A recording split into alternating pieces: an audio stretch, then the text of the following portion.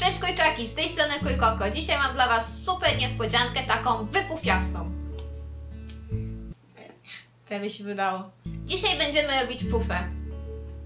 Ale nie taką popierdółkę, ale porządną pufę. Jak widzicie, ta pufa jest dosyć wielka, ale... Ale fajna pufa! Dasz śmiga? Wiesz co? Nie, ale to masz tą, ta jest fajniejsza. Więc tak jak mówiłam, ta pufa jest naprawdę bardzo fajna i robi się ją super prosto, co oczywiście zaraz Wam udowodnię. I ta pufa idealnie nadaje się na przykład do dziecięcego pokoju, czy w ogóle do wystroju wnętrz, bo tutaj ten warkocz nie tylko jest super modny, ale również super prosty w wykonaniu. Ja wybrałam pufę w moim ulubionym kolorze, takim wiecie, szaro-brudno...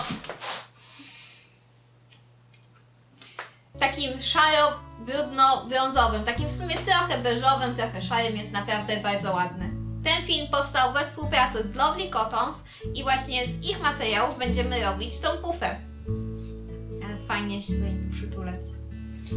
Jeżeli klikniecie w ten banner, który właśnie się pojawił, odniesie on Was do ich sklepu, gdzie znajdziecie te materiały, a dokładniej chodzi o Ribbon i z niego naprawdę super fajnie się robi i jest bardzo wydajny, bo na taką wielką pufę zużyłam niecałych 5 motków, a jest naprawdę okazała. Oczywiście wszystkie jeszcze informacje o materiałach i zdjęcia pufy z różnych ujęć znajdziecie na blogu i link do tego znajdziecie w opisie. Obejrzyjcie oczywiście film do końca, bo na samym końcu mam dla moich kurczaków specjalną niespodziankę ode mnie i od Lovely Cottons. A teraz do materiałów kurczaki i szydełka w skrzydełka. Tak jak mówiłam, naszym podstawowym materiałem będzie oczywiście ribbon i to ribbon od Lovely Cottons. I to taki rodzaj materiałów, który po prostu wygląda jak taki sznurek, czyli idealnie będzie nadawać się właśnie do takich ozdób do domu, takich mocno użytkowych, czyli właśnie pufy i dywany. Oprócz tego będziemy oczywiście potrzebować szydełka, więc kiedy już macie ribbon od Lovely Cottons w wybranym kolorze, odwracacie go, a raczej jego banderolę i patrzycie, jakie tutaj jest polecane szydełko. I tutaj obok takiego znaczku takiej grafiki szydełka i dzytów właśnie znajdziecie polecenie i to jest od 8 do 12 mm. Więc przygotowałam większość, która mogłaby się przydać. To jest szydełko 12 mm, to jest 10, 9 i 8. I ja radzę Wam wybierać najmniejsze z polecanych, czyli 8. I to nie jest żadne moje widzimisię, ponieważ pufę będziemy jeszcze wypychać wypełnieniem, więc im mniejsze szydełko z tych polecanych, tym ściślejsza robótka, dzięki czemu nasze wypełnienie nie będzie wychodzić i w końcowej robocie może nawet nie będzie potrzebna żadna poszewka. Nie będzie potrzebna żadna poszewka. Będziemy też potrzebować jakichś znaczników. Możecie używać takich profesjonalnych, które pokazywałam w jednej z lekcji kursu, ale też spokojnie można je zastąpić agrafką. I ja właśnie dzisiaj będę się posługiwać agrafkami dla mojej wygody i oczywiście dla Waszej wygody. Będziemy też potrzebować nożyczek. Ja będę używać takich po prostu wielkich, ale Wy używajcie takich, jakie macie. Po prostu muszą być ostre, to są moje nożyczki do cięcia materiałów, więc są naprawdę bardzo ostre. Na sam koniec przy wykończaniu robótki przydadzą się też tępe igły z dużym oczkiem. Oczko powinno być na tyle duże, żeby nasz ribbon tutaj mógł przez nie przejść. No i oczywiście potrzebne będzie wypełnienie. Do wypełnienia możemy użyć przeróżnych rzeczy, tak naprawdę nawet takich, jakie mamy w domu. Najpopularniejsza w tym momencie wydaje mi się, że jest kulka silikonowa, która wygląda jak taki puch. Łatwo ją prać i też często wykorzystuje ją się jako wypełnienie do maskotek. Możecie ją kupić w internecie i koszt za kilogram to około 15 do 20 zł. Oczywiście są też bardziej profesjonalne wypełnienia do puf, które po prostu kosztują drożej, więc oprócz tego możecie na przykład wykorzystać stare poduszki, które znajdziecie w domu. Pamiętajcie oczywiście, żeby je wcześniej wyprać i dobrze wysuszyć. Więc zaczynamy od tego, że zdejmujemy naszą banderolkę.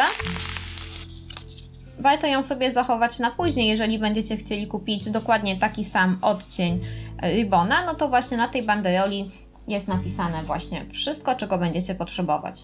I teraz musimy znaleźć nasz początek. I on w moim przypadku znajduje się tutaj, więc go sobie odwijamy.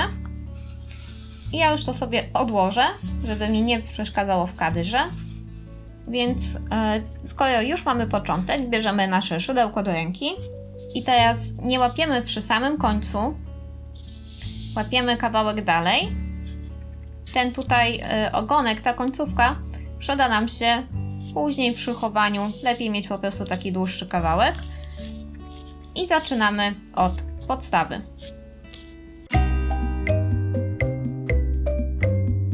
Tak jak mówiłam i Wy już zobaczyliście, ja Wam pokażę, jak zrobić taką fajną pufę z warkoczowym wykończeniem. I ona tak naprawdę będzie się składać z 3 elementów i wszystkie są bardzo proste. Najpierw będziemy robić podstawę, czyli będziemy robić płaski okrąg i jeżeli widzieliście na przykład pierwszą lekcję mojego kursu, to już ten poziom, tą podstawę opanowaliście, a jeżeli nie, to spokojnie przejdziemy przez wszystko razem. Później będziemy robić bok, czyli ten taki warkocz, a później zrobimy górę, która będzie odwróconą podstawą i ja Wam pokażę po prostu, jak zwężać, żeby to wszystko zrobić po prostu za jednym pociągnięciem i jak najbardziej zminimalizować potrzebę szycia. I zaczynamy od zrobienia magic ringu, czyli takiej ruchomej pętelki, dzięki której możemy wyrabiać dużo półsłupków, ponieważ ta pufa będzie opierać się właśnie na oczkach łańcuszka i półsłupkach, czyli takich bardzo podstawowych rzeczach w szydełkowaniu. Bierzemy nasz koniec, tutaj w prawej ręce. W prawej ręce mam końcówkę. Owijam ją wokół palców lewej ręki, tak żeby mieć ją 2 razy owiniętą, bo tutaj ta trzecia pętelka już idzie od kłębka. Teraz pod to wsadzam moje szydełko, łapię za tą trzecią pętelkę, która idzie już od kłębka, łapię ją tutaj na tym haczyku szydełka, przeciągam pod tymi 2, tak jak widzicie, tu się zrobiła taka pętelka. Teraz ten kawałek, który idzie od kłębka, ten, który tutaj kiziam kciukiem, ponownie łapię moim szydełkiem, tak żeby się zawinął i przeciągam. I teraz mogę już uwolnić moje palce, ponieważ to jest ten magiczny krąg, magic ring, na którym będziemy pracować. Owijam sobie włóczkę wokół palców, aby była napięta. I teraz w tym magicznym kręgu będziemy wyrabiać nasze półsłupki. I dla przypomnienia już pokazuję. Naszym szydełkiem owijamy to od spodu. Łapiemy tutaj za naszego ribona. Przeciągamy od spodu. Mamy 2 pętelki. Więc przeciągamy drugi raz. I to będzie nasz pierwszy półsłupek, który będzie się liczyć. I warto go sobie zaznaczyć, żeby później ułatwić liczenie. Jak pamiętacie, do płaskiego okręgu potrzebujemy 8 takich półsłupków, czyli robimy ich jeszcze 7.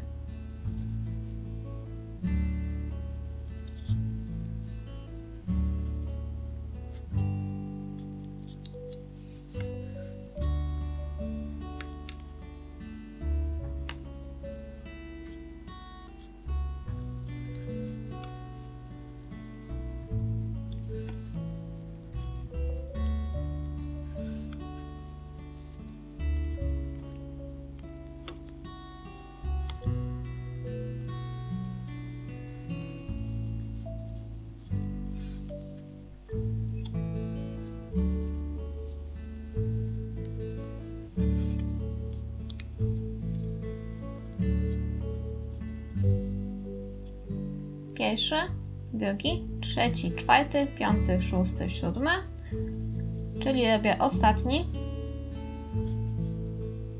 8 półsłupek.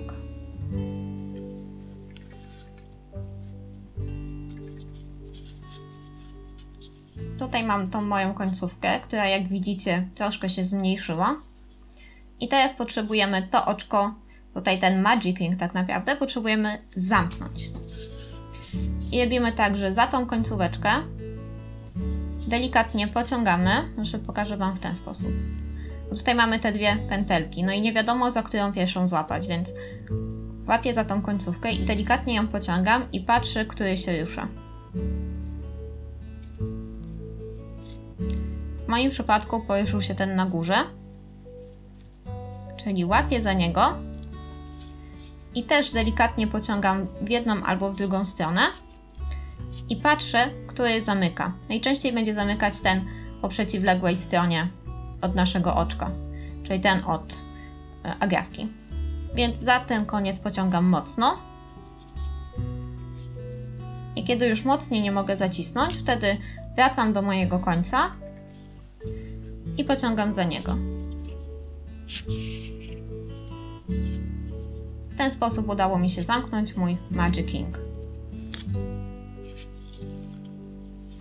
I to jest pierwszy rządek, w którym mamy 8 półsłupków.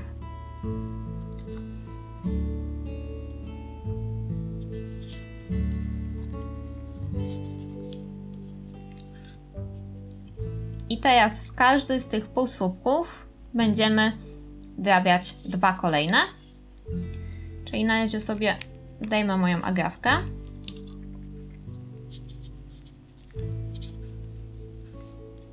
Wbijam się tutaj w ten pierwszy półsłupek, na którym była agrafka i robię w nim półsłupek, czyli łapię raz,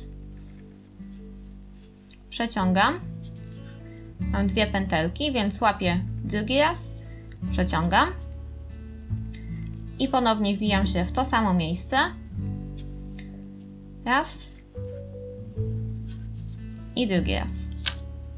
I warto sobie ten pierwszy, który zrobiliśmy, zaznaczyć, bo to jest początek naszego rzędu.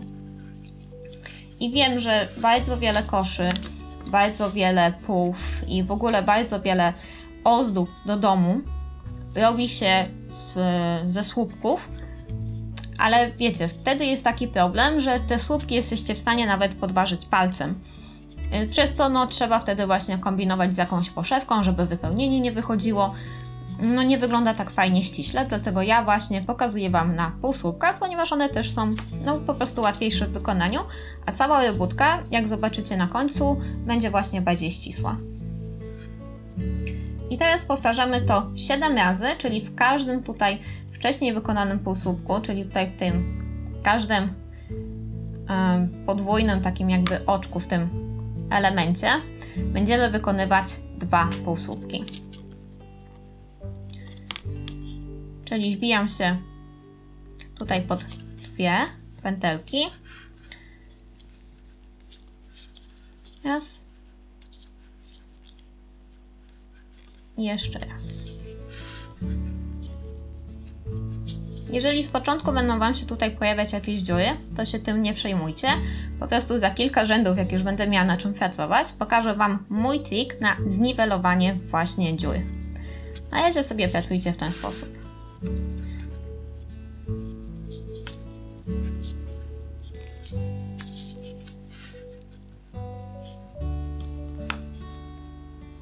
Ok, tutaj mam moje ostatnie oczko, mój ostatni półsłupek z wcześniejszego rzędu, w którym będę wrabiać 2.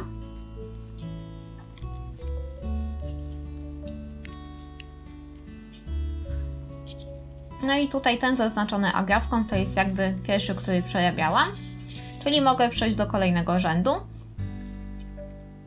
który też jest bardzo prosty. W pierwsze oczko wrabiam 1 półsłupek,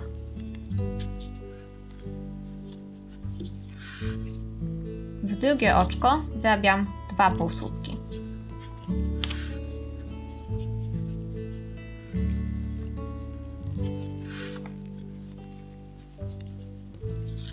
I też ponownie sobie zaznaczam ten pierwszy, który przerabiałam, czyli tak naprawdę trzeci od szydełka. Możecie go sobie zaznaczać oczywiście wcześniej. I powtarzam tą sekwencję, czyli 1 normalnie, 2 w kolejne, dookoła.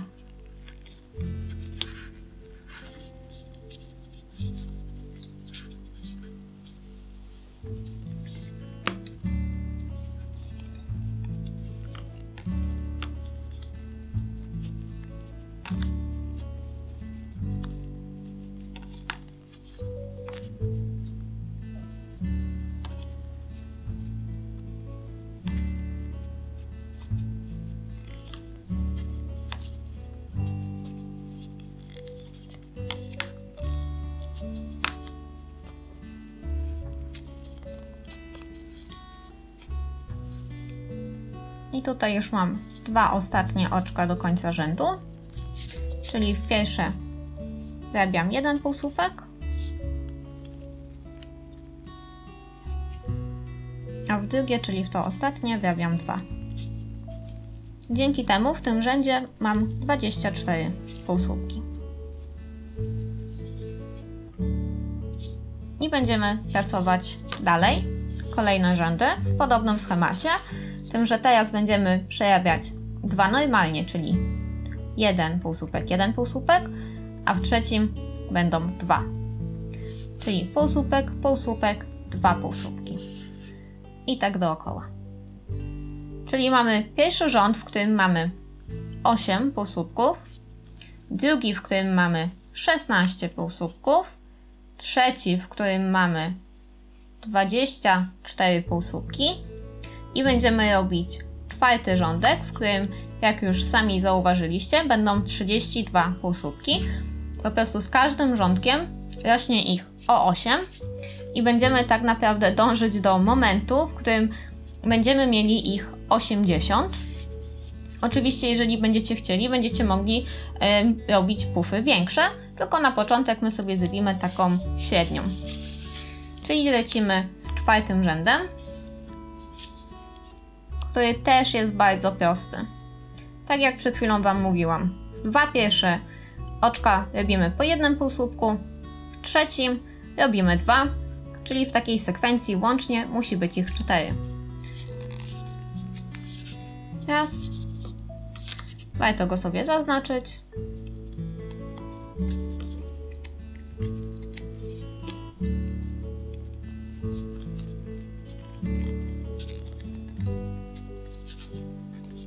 Dwa.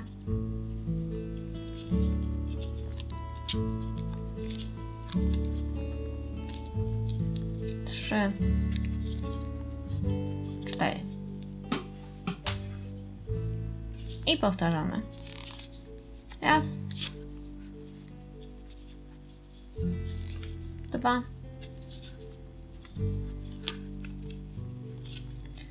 3. I 4. No i tak dookoła.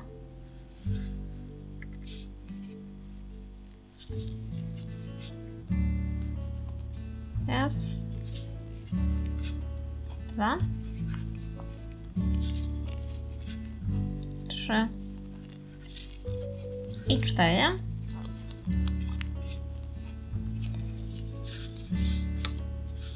I to jest koniec tego rzędu.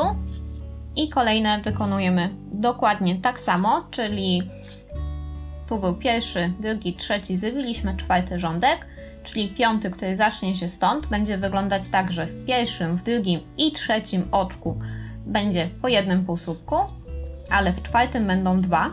I ogólnie te rzędy później łatwo liczyć, ponieważ mamy w tej takiej sekwencji raz, 2, 3, 4, 5. 5. I powtarzamy dookoła, tak żeby było ich 40. Później w szóstym robimy, że jest raz, 2, 3, 4 pojedyncze. W kolejnym są 2, czyli będzie piąty i szósty. W siódmym, ósmym, dziewiątym, dziesiątym i ile jeszcze tam rzędów będziecie chcieli mieć, wykonujemy analogiczną, jakby tutaj robótkę, analogiczne ruchy. Teraz pojawi Wam się tutaj zapis słowny, czyli schemat.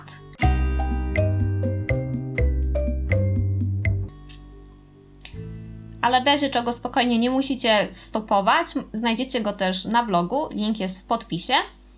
Więc ja teraz wykonam dalej swoje rzędy. Wykonam je na razie do rzędu 10, tak żeby mieć ich tutaj 80. Sprawdzę, czy mi taka wielkość odpowiada. Jeżeli nie, będę wykonywać dalej, ale o tym za chwilę i za chwilkę do Was wrócę. Ok, powiem Wam, że jestem bardzo pozytywnie zaskoczona, ponieważ mamy 10 rzędów.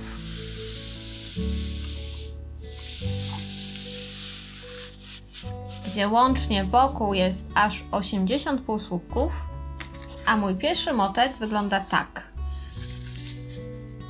Czyli jest go jeszcze naprawdę bardzo sporo, więc ja doszłam do wniosku, że będę tak długo robić podstawę, czyli tak długo poszerzać ją, aż mi się skończy motek, bo po pierwsze jestem sama ciekawa, jak mi to wyjdzie, a po drugie mam jeszcze 4 motki, które chcę wykorzystać na tą pufę, więc zrobię tak, że jeden motek będzie na podstawę, jeden będzie na górę, na zakończenie, a pozostałe 3 po prostu będą na boki. Dzięki temu też będziecie po prostu wiedzieć, że 5 motków to jest dokładnie pufa tej wielkości, jaka mi wyszła. No i oczywiście, jeżeli będziecie chcieli mniejszą, no to wtedy sobie zrobicie mniejszą, będziecie mogli skończyć właśnie przy 80, a jeżeli większą, no to wiadomo, większą. Czyli teraz będę robić tak, że będę przerabiać 9 półsłupków pojedynczo i w 10 będę przerabiać 2, czyli łącznie w tej sekwencji będę miała 11 i to będzie mój 11 rządek, ale też wykorzystam ten moment, żeby Wam pokazać, jak poszerzać, czyli wyrabiać 2 półsłupki w jeden, żeby nie było dziur. Bo ogólnie, jeżeli pracujecie na przykład ribbonach, t-shirt yarnach czy innych tego typu materiałach, no to przy na przykład większych szydełkach będą się robić dziury. Tutaj te są naprawdę bardzo minimalne i to jest moje kolejne bardzo pozytywne zaskoczenie. Lovely Cottons ma naprawdę świetnej jakości materiały, bo te dziury są malutkie, tak? Ale czasami zdarza się, że są większe, więc ja Wam właśnie pokażę, jak zniwelować ten efekt. Czyli zaczynam od tego, że 9 półsłupków przerabiam pojedynczo.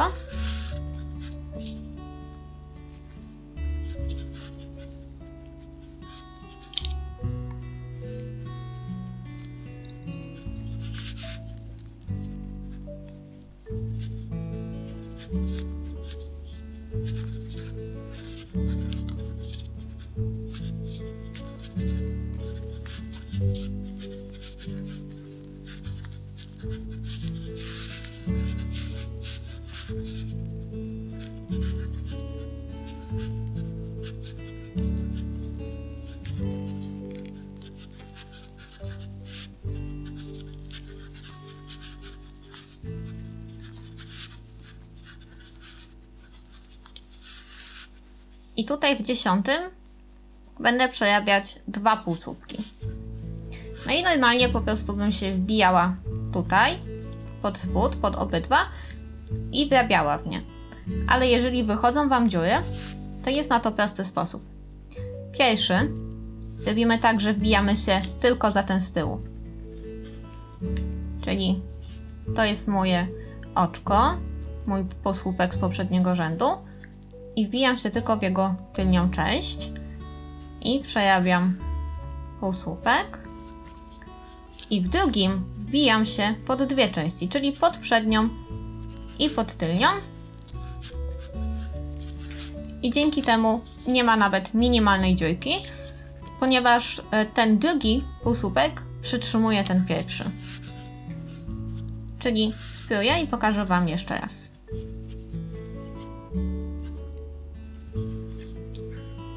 Przy poszerzaniu, przy pierwszym wbijamy się w tylnią część, a przy drugim pod obydwie i przerabiamy. I ok, ja teraz będę sobie przerabiać dalej rzędy, w każdym jakby poszerzając po 8 półsłupków, trzymając się oczywiście mojej sekwencji. I zaraz do Was wrócę, powiem ile wyszło mi rzędów i jeszcze raz Wam pokażę jakby od 10 rzędu do tego, przy którym ja skończyłam. Pokażę Wam schemat, czyli zapis słowny, jak to wygląda, ale ponownie on również znajduje się na blogu.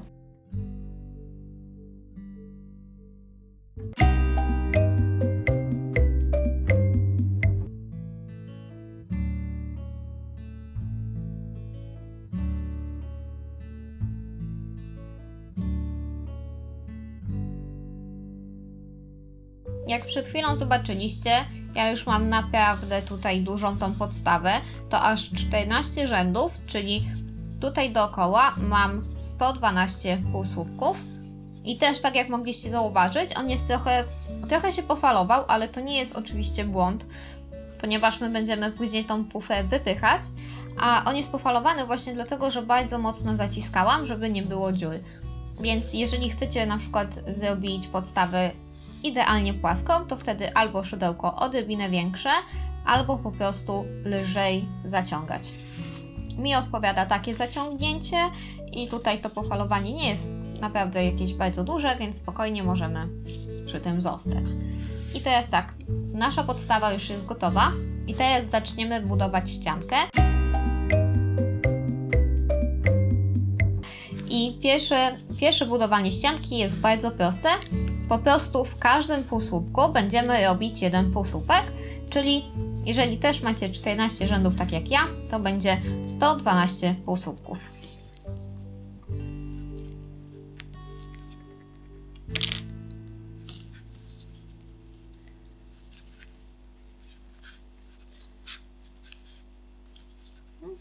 Pierwszy sobie oczywiście zaznaczę.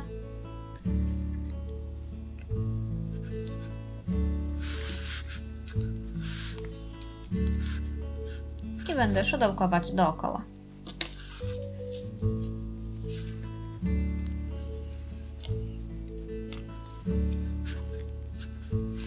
Tutaj nie wykorzystałam całego kłębka do końca, ponieważ jak sprawdziłam, to starczyłoby mi jeszcze na niecały 15 rządek, a ja po prostu chcę mieć pewność, że jak odłożę jeszcze jeden kłąbek na zakończenie, to wystarczy w sam raz, więc zdecydowałam się, że skończę po prostu przy 14 rzędach.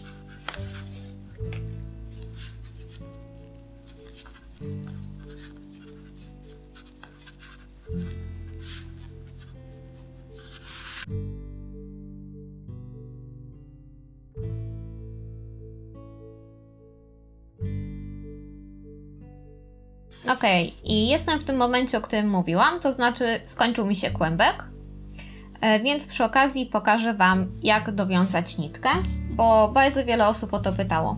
Po prostu biorę kolejny kłębuszek, biorę jego koniec i zostawiam taki dłuższy ogon. Robię to oczywiście na oko. I z drugim, czyli jakby z końcem z tego kłębka i z nowym, po prostu na takiej dłuższej odległości wiążę zwykły supeł.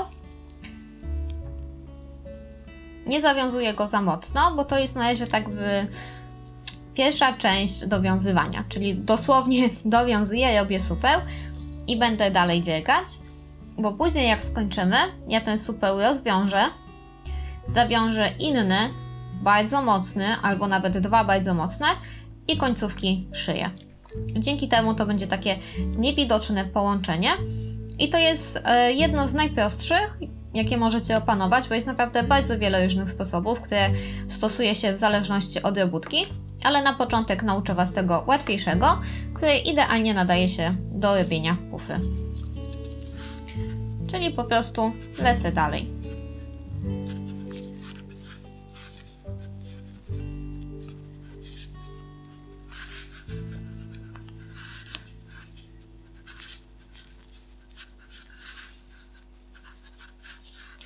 I widzicie, jestem w tym momencie, gdzie już będę miała mój supełek.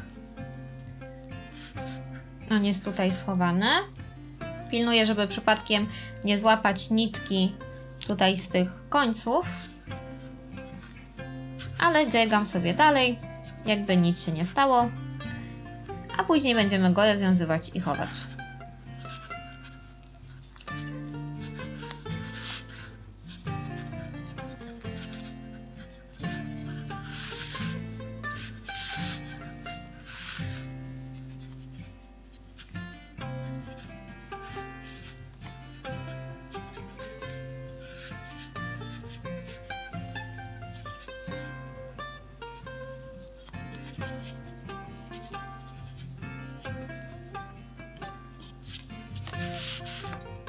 I teraz, jak widzicie, doszłam już do końca mojego rządku.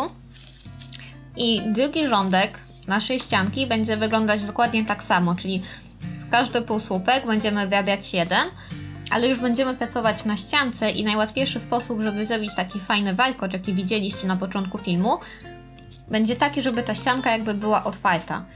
To znaczy, że nie będziemy teraz już pracować na okręgu, tylko będziemy za każdym nowym rzędem naszą robótkę obracać. Czyli dosłownie po prostu bierzecie i obracacie. Czyli teraz jesteśmy na lewej stronie. I zaczynamy od tego, że w zastępstwie półsłupka, ponieważ teraz nie możemy go tutaj w żaden sposób wyrobić, robimy jedno oczko ścisłe.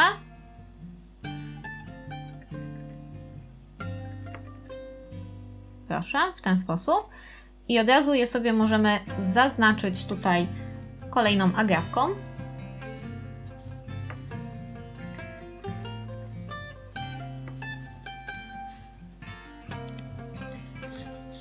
Czyli teraz nasze agrafki oznaczają nam początek rządku i koniec rządku, lub na odwrót, jeżeli tak popatrzycie, że początek i koniec.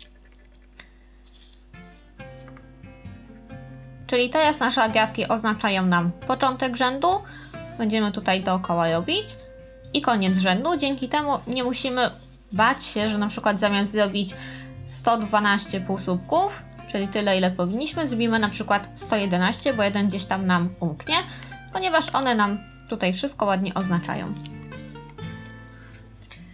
Czyli oczko ścisłe zastępuje nam pierwszy półsłupek, który powinien być tutaj, i jakby w kolejne wrabiamy już normalne i sobie tak lecimy dookoła, robiąc półsłupki. I to też jest bardzo ważne, żeby wbijać się tutaj w dwie części. Zarówno w pętelkę przednią, jak i w pętelkę tylnią. Dlatego po prostu jak dziergacie, to sobie troszkę podnoście do góry tutaj ten brzeg. I lecimy tak dookoła. Jeżeli chcecie, możecie oczywiście sobie na przykład policzyć w trakcie tutaj dziergania lub policzyć na sam koniec, czy na pewno macie odpowiednią ilość półsłupków.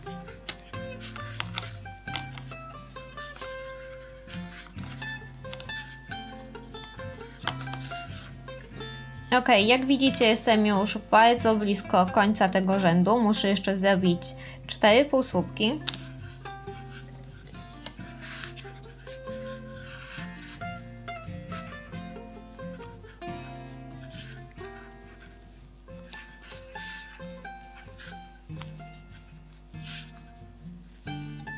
To już sobie tą agaweczkę zdejmę.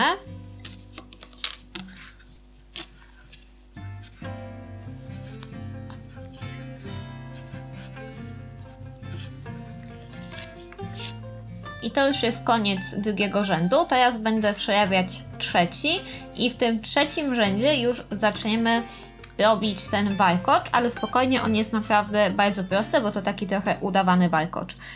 I też musimy naszą robótkę obrócić.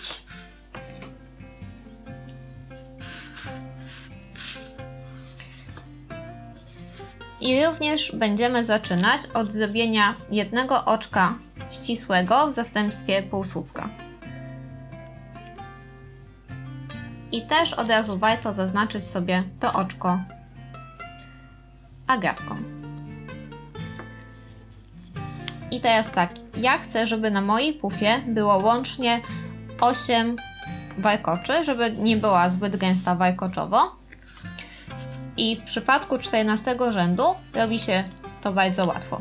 Zaczynamy najpierw od zrobienia 7 półsłupków, gdzie tutaj to pierwsze oczko za półsłupek się liczy.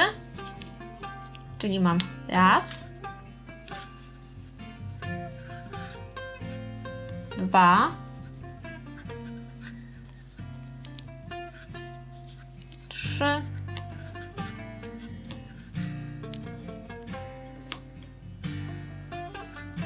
4, 5, 6 i 7. I teraz, zanim zacznę przerabiać półsłupki dalej, zrobię 10 oczek ścisłych. Czyli po prostu, może nie tyle oczek ścisłych, co w tym przypadku to już byłoby oczko łańcuszka. Czyli będę robić 10 oczek łańcuszka. To jest po prostu, robi się dokładnie jakby podobnie. Czyli po prostu łapię i przeciągam. No, spadło. Łapię i przeciągam. Jedno oczko łańcuszka. Drugie oczko łańcuszka. Trzecie. Czwarte. Piąte. Szóste. Siódme. Ósme. Dziewiąte i 10. Mam, o, 10. Czyli mam tutaj 10 oczek łańcuszka, które na razie tak zostawię, bo nimi będę zajmować się na samym końcu. I będę sobie teraz przerabiać dalej, ale tym razem zamiast 7 półsłupków zrobię 14.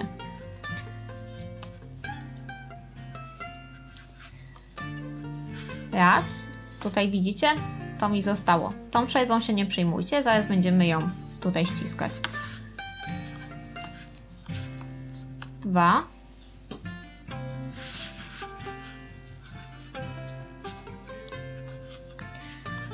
3.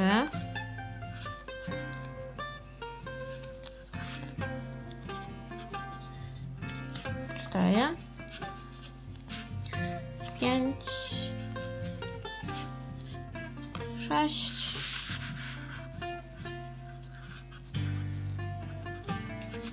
7. 8. 9. 10.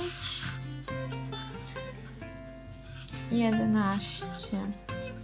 12.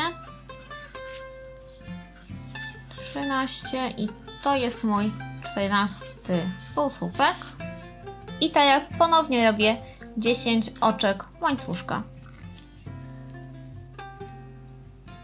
Raz, 2, 3, 4, 5, 6, 7, 8, 9 i 10.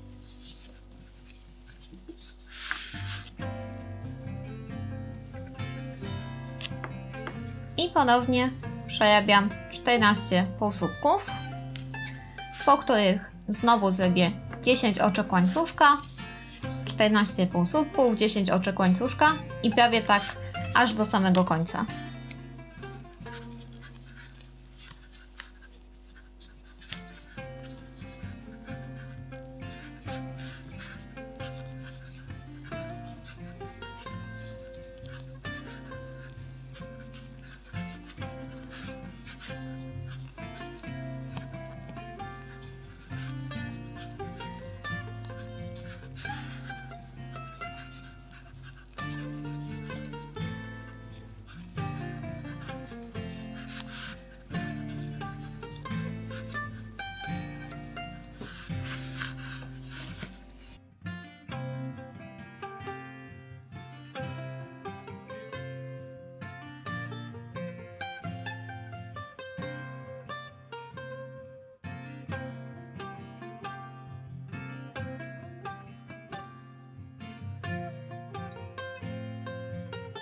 Tutaj przed chwilą zrobiłam 14 półsłupków, czyli będę teraz robić 10 oczek łańcuszka.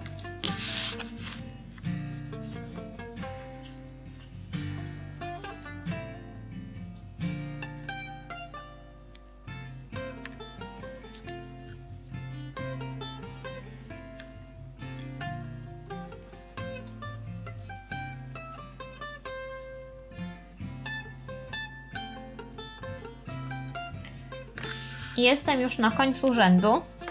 No i tutaj nie mam jak zrobić 14, ponieważ miejsca mam na 7. I jak pamiętacie, tutaj na początku też robiliśmy 7.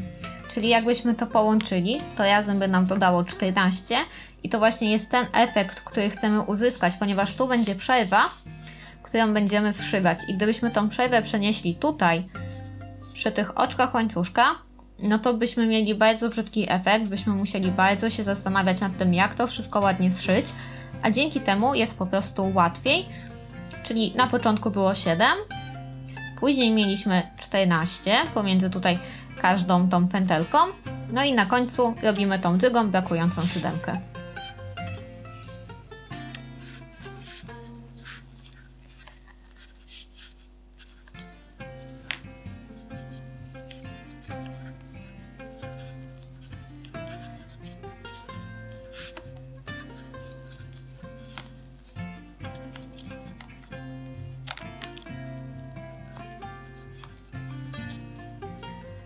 I tutaj mogę zdjąć moją agrafkę i w jej miejsce zrobić półsłupek.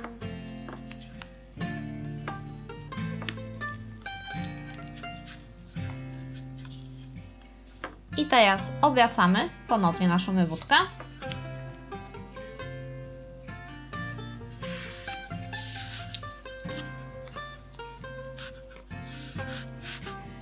I ten rządek będzie bardzo prosty, ponieważ w każdy półsłupek wrabiamy jeden półsłupek, już tutaj jakby bez tej przerwy.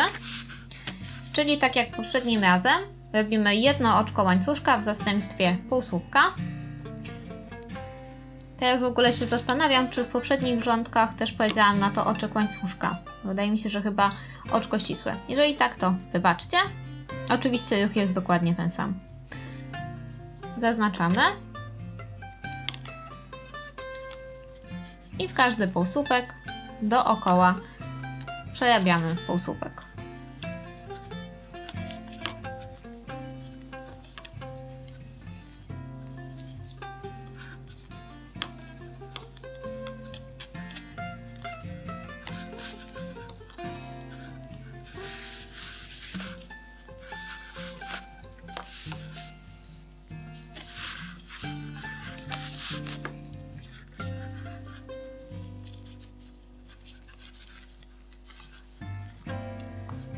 I jak widzicie, ja doszłam tutaj do tego momentu tej pętelki i nie przerabiam tutaj jej dookoła. Nie byłby to zły efekt, ale to nie jest temat dzisiejszej lekcji, tylko jakby ją ignoruję. Znajduję pierwszy półsłupek, który był zaraz za nią i tam przerabiam mój półsłupek z tego rzędu, dzięki czemu pętelka jakby zostaje na zewnątrz, ona nam będzie potrzebna na samym końcu. No i nie ma tutaj tej dziury, tutaj tej przerwy, która jeszcze jest tutaj w nieprzerobionej pętelce. No i lecę tak dookoła.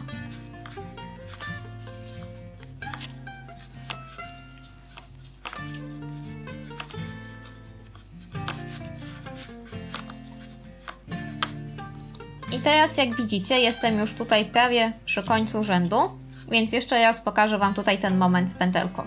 Tu jeszcze jeden półsłupek przerabiam normalnie.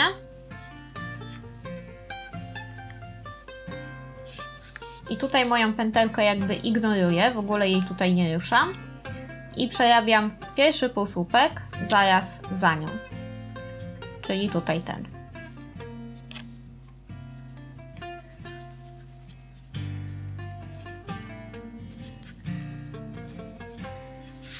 I tak sobie lecę do końca.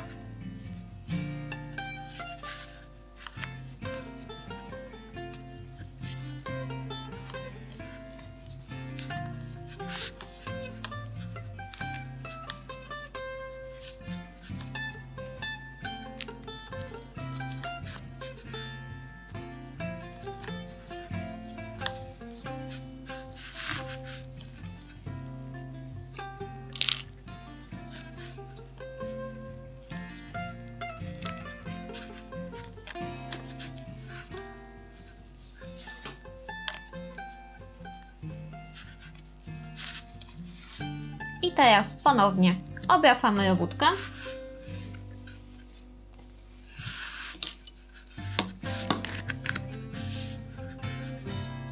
I teraz będziemy powtarzać nasz rządek tutaj z pętelką, czyli w moim przypadku będzie to 7 półsłupków, nasza pętelka z 10 oczek łańcuszka, później 14 półsłupków, pętelka, 14 półsłupków, kolejna pętelka i tak dookoła, tylko że tutaj po ostatniej pętelce robimy brakujące 7 z pierwszej części, żeby łącznie było 14.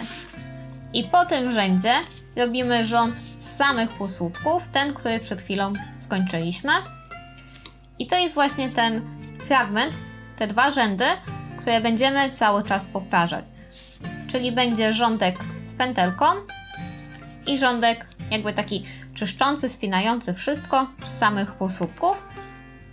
I później znowu rządek z pętelką, półsłupki, rządek z pętelką, półsłupki. I tych wykonujemy tyle, ile tak naprawdę nam się podoba, ile chcemy, żeby nasza pufa miała wysokości. Tak na oko wydaje mi się, że ja będę musiała wykonać około 10 tych powtórzeń, 10 tych fragmentów, czyli łącznie 10 będzie 10 rządków z pętelką i 10 bez pętelki, czyli jakby łącznie 20. I to będzie mniej więcej gdzieś tej wielkości, może troszkę większe. Ale Wy wykonajcie tyle, ile chcecie. I kiedy już to będziemy mieli, za chwilę się spotkamy, jak ja już właśnie zrobię tą całą wysokość, jaką chcę. I pokażę Wam jakby jak zacząć zwężać, bo to będzie już koniec naszej ściany. I zrobimy ostatnią, trzecią część, czyli zwężenie, żeby nadać ten kształt pufy. I w tej chwili pufa wygląda właśnie w ten sposób, kiedy mamy gotową podstawę i boczne ścianki. Jak widzicie, trochę się rozrosła. Jak przed chwilą zobaczyliście, moje boczne ścianki są już gotowe. I składają się tak naprawdę z 10 powtórzeń, o których rozmawialiśmy przed chwilą. Czyli z jednego rzędu tutaj z pętelką i z drugiego rzędu samych półsłupków, dzięki którym ta pętelka się zaciska i będziemy mogli dalej na nią pracować, bo tak naprawdę tych rzędów jest łącznie 20. I właśnie dzięki temu uzyskaliśmy taką wielkość, jaką przed chwilą widzieliście. Więc teraz możemy przejść do zamykania, czyli będziemy mogli zrobić górną część. I tak jak widzicie, ja mam z tej strony swoją pętelkę i Wy też oczywiście powinniście mieć z tej. Tutaj mam drugi koniec i szydełkujemy z prawej w lewą, więc jeszcze ostatni raz przed złączeniem zrobię jeden rząd po każdym półsłupku w tym z poprzedniego.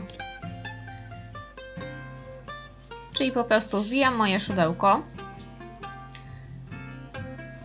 robię oczko łańcuszka w zastępstwie półsłupka tutaj pierwszego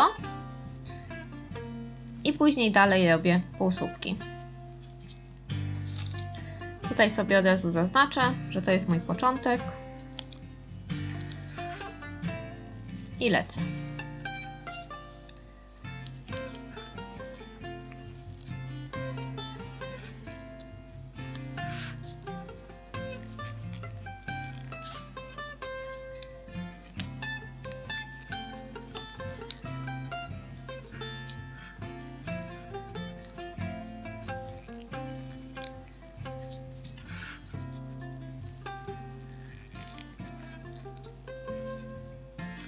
Jak widzicie, jestem już prawie przy końcu mojego rządku, więc jeszcze sobie przerobię do końca półsłupki.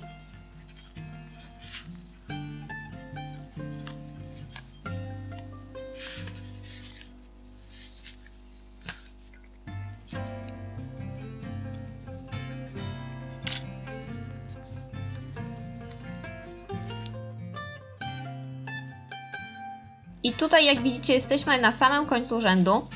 No i różnica będzie taka, że już nie będziemy naszej robótki obracać, tylko przesuwamy ten drugi koniec. Bo teraz będziemy wracać do pracy na okręgu. Dzięki temu tylko tutaj te dwa elementy będą do zszycia.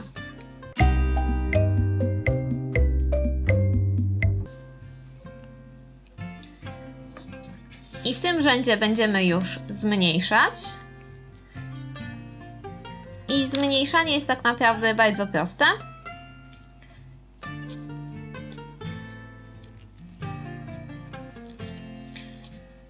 I tu mamy 14 rząd, w którym mieliśmy 8 sekwencji po 14 oczek. I teraz musimy przejść do 8 sekwencji po 13 oczek. I robi się to bardzo łatwo. Najpierw robimy 12 półsłupków normalnie. Czyli to jest mój pierwszy. Warto go zaznaczyć. Drugi. Trzeci.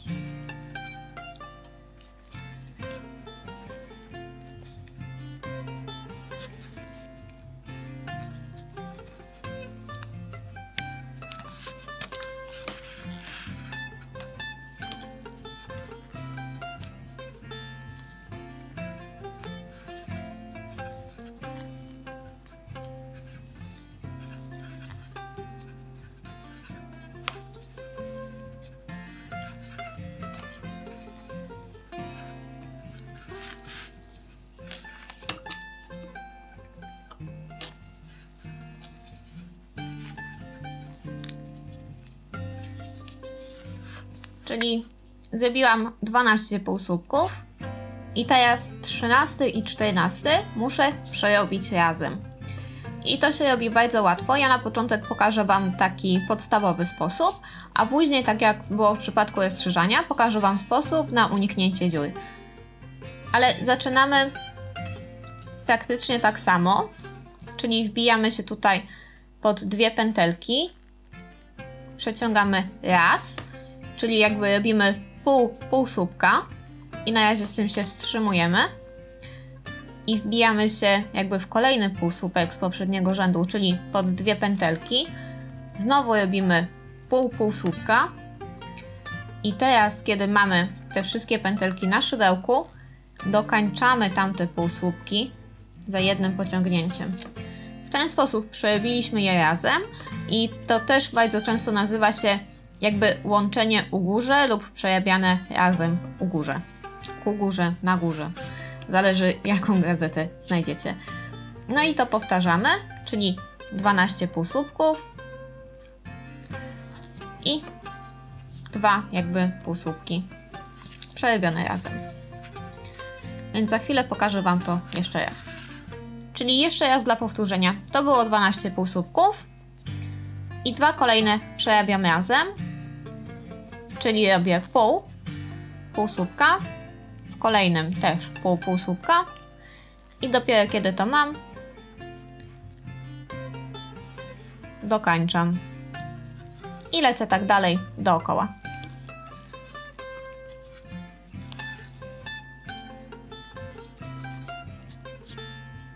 I teraz, jak widzicie, jestem na końcu rzędu i dla przypomnienia, w tym robiliśmy 12 półsłupków i dwa kolejne razem przerabialiśmy u górze, czyli jakby zwężaliśmy w ten sposób. I w tym rzędzie będziemy przerabiać 11 pojedynczo i 12 i 13 będziemy przerabiać razem. Dzięki temu jakby w tej sekwencji będziemy mieli 12 półsłupków na końcu. Czyli na początek robimy 11 półsłupków.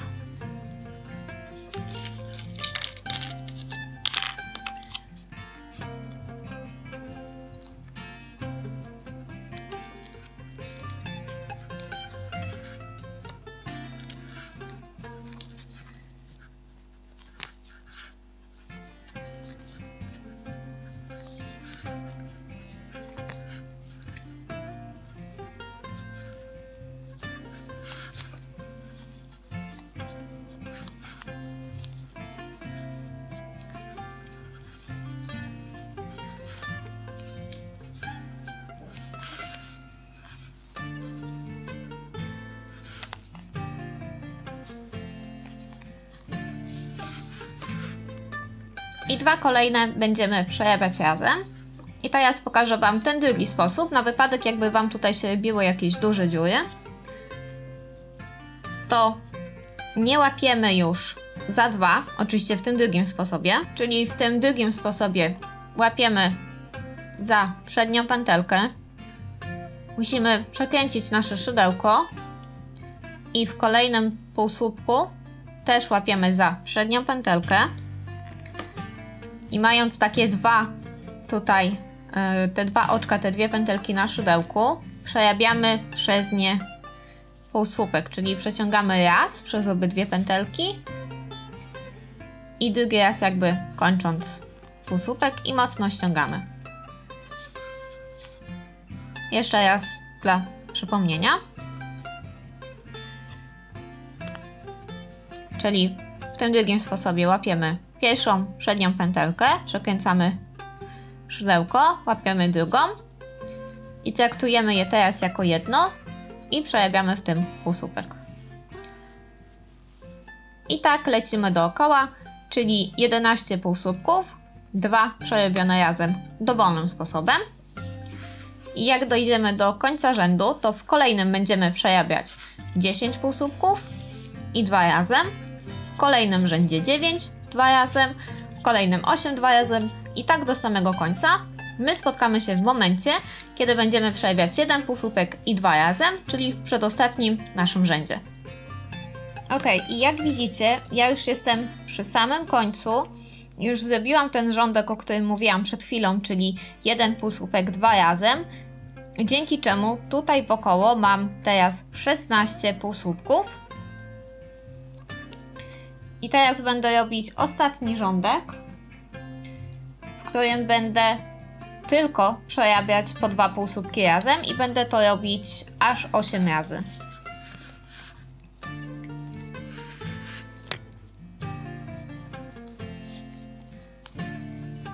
I robię to dokładnie tak samo, jak robiłabym wcześniej.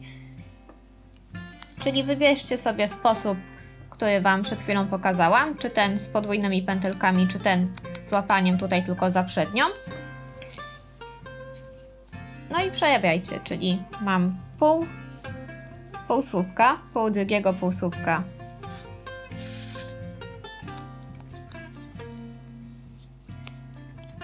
I przerabiam razem. I powtarzam tak jeszcze 7 razy.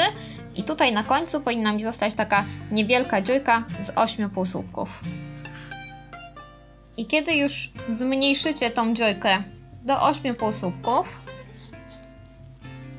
to teraz będziemy robić coś takiego, że robimy oczko łańcuszka, które mocno zaciskamy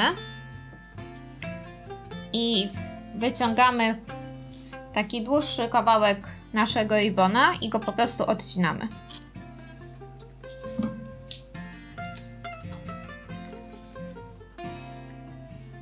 I teraz tutaj, gdzie mamy pętelkę z szydełkiem, to po prostu pociągamy szydełkiem do góry, żeby tą końcówkę uwolnić. I jeszcze raz mocno dociskamy. I teraz będziemy przerzucać się na igłę.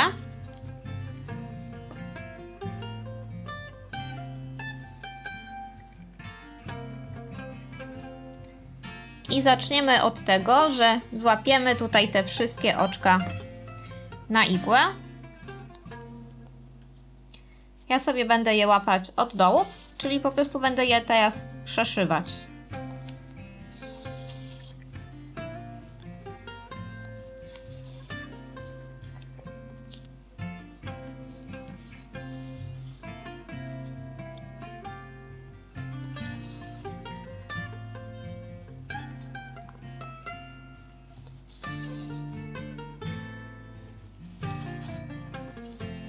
Kiedy to zrobiłam, mocno ściągam mojego ribona.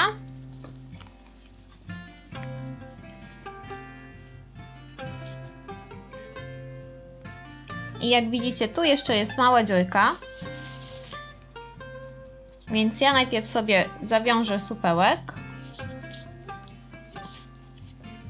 żeby zabezpieczyć to, co mam. I teraz po prostu zaszyję moją dziurkę, bo przy tak wielkich rybótkach to jest coś całkowicie normalnego, że coś takiego się pojawia. Tutaj przy okazji sobie od razu ten supełek schowam. Więc tym się kompletnie nie przejmujcie. Tylko po prostu tą dziurę zaszyjcie. A jeżeli Wam nie wychodzi tutaj zaszywanie, to możecie na przykład dużego guzika tutaj wszyć i to też będzie fajnie wyglądać.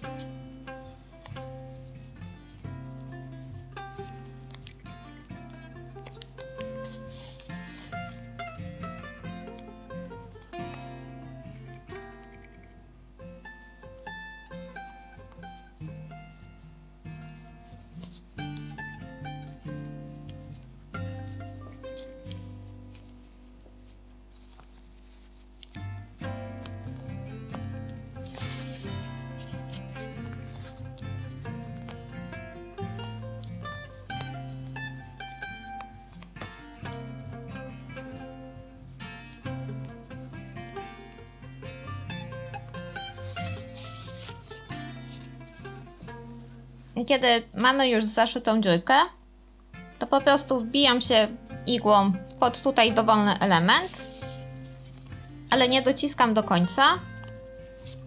Chcę mieć taką tutaj pętelkę, którą wykorzystuję po to, żeby zawiązać dziurkę.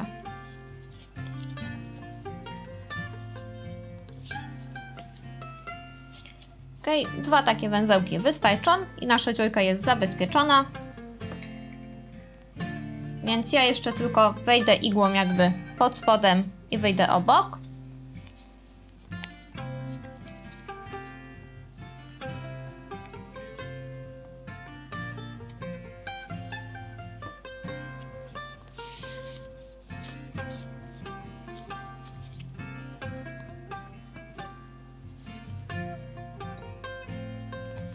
I jeszcze muszę sobie pomóc szydełkiem, żeby schować tutaj tą końcóweczkę. Czyli też wbijam się szydełkiem gdzieś tutaj z boku. Wychodzę tutaj przy moim węzełku. Jak widzicie, złapałam ten węzełek na szydełko i wciągnęłam do środka. I to na razie tak zostawiamy. Tutaj nie odcinamy tej niteczki, ponieważ ona nam się za chwilę przyda.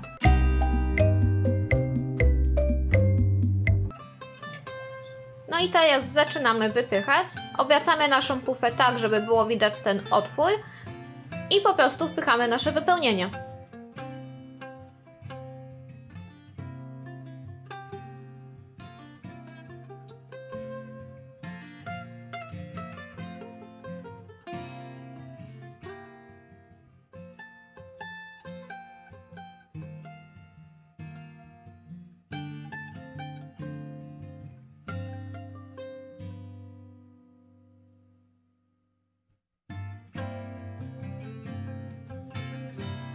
Świetna zabawa, nie?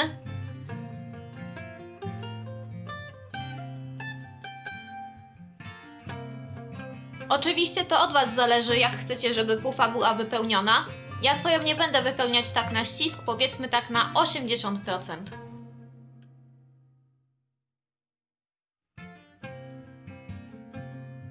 I kiedy mamy już naszą pufę wypchaną w takiej ilości, w jakiej chcecie, to bierzemy naszą igłę, na której mamy kawałek naszego ribona.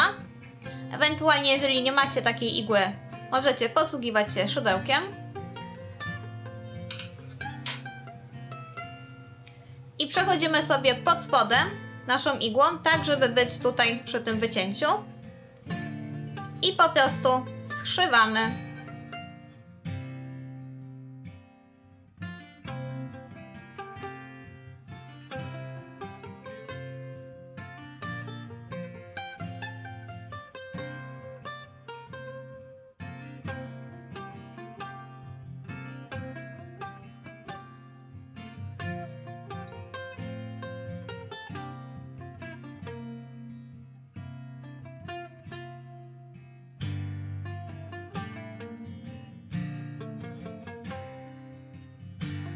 Po prostu tutaj naszą igłą lub naszym szydełkiem musicie łapać za te pętelki, które są na rogach.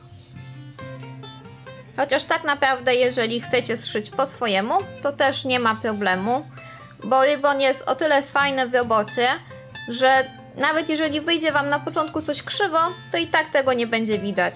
Więc po prostu zszywajcie w miarę gęsto i wszystko będzie grać.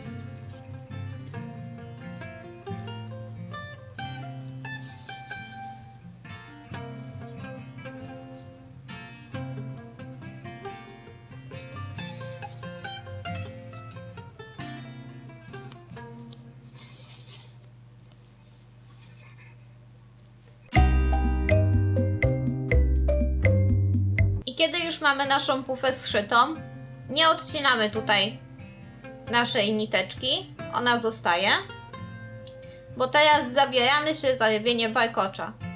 Czyli obracamy naszą pufę tak, żeby były tutaj te wszystkie pętelki widoczne i zaczynamy od tej na samym dole. Bierzemy naszą pętelkę i tą nad nią i tą na górze przeciągamy przez tą na dole.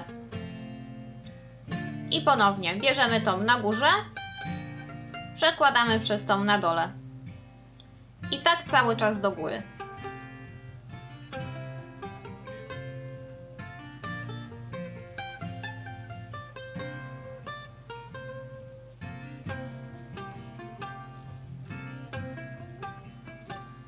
I w ten sposób powstał nam bardzo ładny, trójwymiarowy warkocz na szydełku.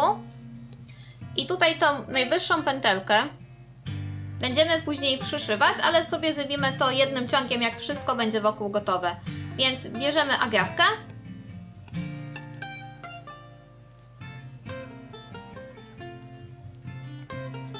i przypinamy warkocz gdzieś na górze. Obracamy pufę i robimy to samo.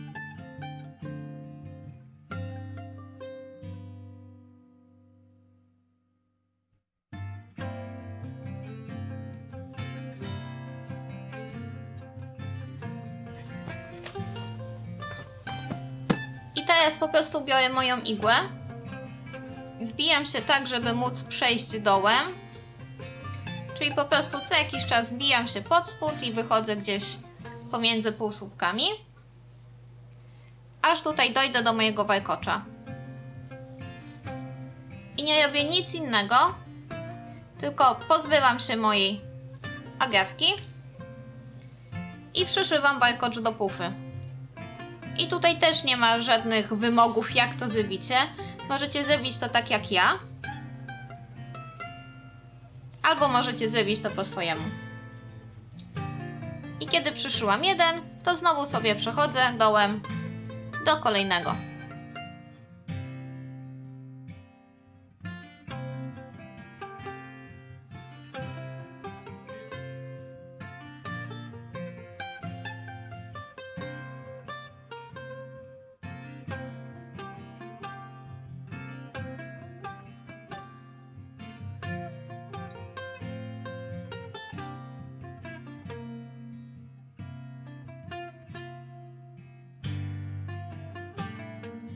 Czyli ponownie przechodzę sobie dołem, wychodząc po prostu pomiędzy półsłupkami.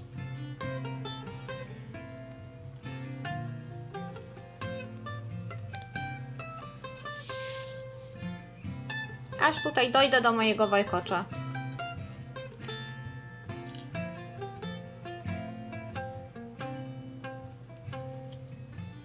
I kiedy jestem przy nim, łapię go od dołu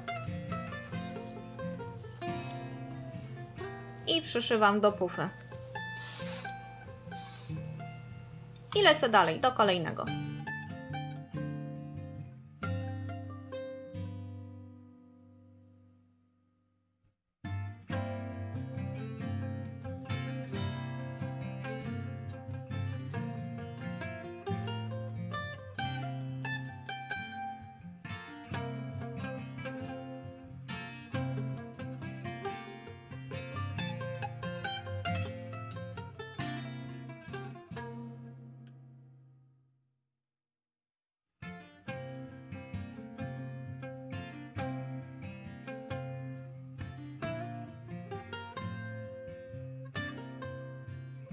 Oczywiście pamiętajcie, że zaraz po tym jak zszyjecie wszystkie warkocze, końcówkę nici trzeba schować. Pokazywałam Wam przed chwilą jak to zrobić. I oczywiście naszą pufę wyczyścić z tych wszystkich kłaczków z wypełnienia i możecie ją na przykład odkurzyć albo zmieść taką małą zmiotełką. Jak widzieliście, zrobienie własnej pufy jest naprawdę super proste i jedynie co wymaga odrobiny czasu. Mi tak na oko zajęło to około 5-6 godzin, tak no wiecie, na oko licząc. Poszło mi na to około 4,5 młotka. Tutaj z 5 został mi taki kawałeczek. Oczywiście, jeżeli będziecie chcieli zrobić mniejszą pufę, będziecie potrzebować mniej młotków, a do większej oczywiście więcej. Jak widzicie, pufa wyszła idealna, w sam raz zmieści się tutaj macierz. I te warkocze wyglądają świetnie, a są naprawdę proste do zrobienia i poradzicie sobie z nimi nawet jeżeli jesteście początkujący. Ok, a teraz spróbuję zmieścić ją całą w kadrze. I jak widzicie, to jest taki idealny rozmiar właśnie na kota, albo żeby sobie gdzieś usiąść po południu, albo na kota, bo prawdopodobnie na tym będą spać moje koty. Tak jak wspominałam, ta pufa powstała z materiałów od Lovely Cottons i ponownie kliknijcie w ten banner, który Wam się pojawi, a bezpośrednio przeniesiecie się do ich sklepu. A teraz obiecana dla Was niespodzianka. No to wybierajcie, która ręka.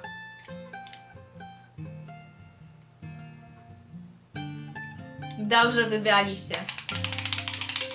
Lovely Cottons przygotowało dla Was specjalny kurczakowy rabat, żebyście się przypadkiem za bardzo nie wykosztowali na swoją pierwszą pufę.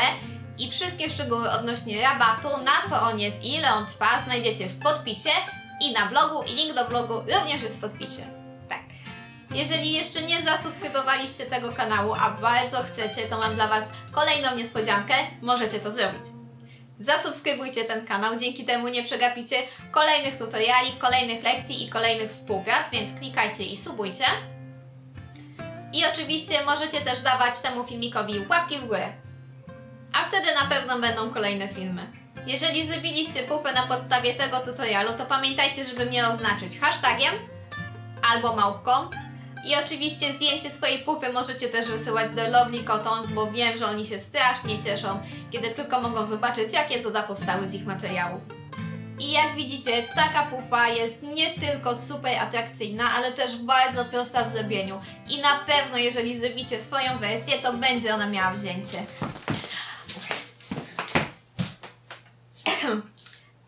Tak więc do następnego razu, kurczaki.